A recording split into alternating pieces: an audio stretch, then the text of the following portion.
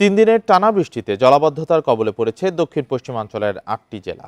স্থানীয়দের অভিযোগ, অপরিকল্পিত নগরায়ন ও দুর্বল ড্রেনেজ ব্যবস্থার কারণে দুর্ভোগ পোহাতে হচ্ছে তাদের। সংস্কার ও নির্মাণ কাজে অনিয়মের কারণে বাধাগ্রস্ত হচ্ছে পানি নিষ্কাশন ব্যবস্থা। এর মাশুল গুনতে হচ্ছে সাধারণ মানুষকে। পুরানো দিয়ে নতুন নিতে আজই চলে আসুন আপনার নিকটস্থ ওয়ালটন শোরুমে। এবার ভারী বৃষ্টিতে 6 বার জলাবদ্ধতা সৃষ্টি হয় বরিশালে।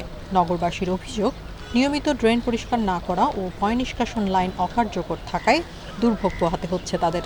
ড্রেন পরিষ্কার করা, যাতে জলাবদ্ধ না অবস্থাটার সৃষ্টি না হয় সেদিকে লক্ষ্য রাখা, এটা তারা মোটেই করছে না। গত 5 বছরে জলাবদ্ধতা নিরসনে কোনো কাজ না হওয়ায় দুর্ভোগ বেড়েছে।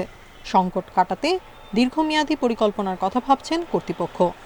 উপদেষ্টা নিয়োগ করে কিভাবে আমরা একটা ড্রেনেজ নেটওয়ার্ক সৃষ্টি করে কিভাবে খালের মধ্যে পানিটা নেওয়া যেতে পারে, এটার একটা সলিউশন আমরা তাদের কাছ থেকে নিতে পারি।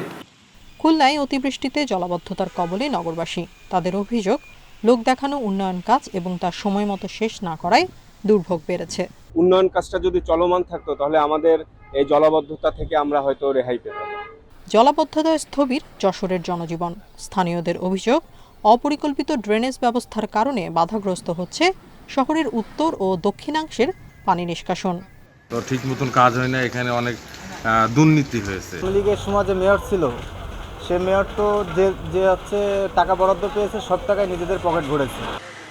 খাগড়াছড়ি পৌর শহরেও দেখা দিয়েছে জলাবদ্ধতা। এজন্য অপরিকল্পিত ড্রেন নালা তৈরি ও লুটপাটের প্রকল্পকে দুষছেন স্থানীয়রা।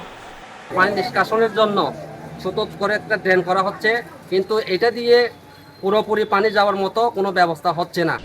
ছড়া ও নদীর পানি প্রবাহ স্বাভাবিক রাখতে উদ্যোগ নেওয়ার পাশাপাশি অপরিকল্পিত ড্রেন অপসারণের কথা বলছেন পৌর কর্তৃপক্ষ।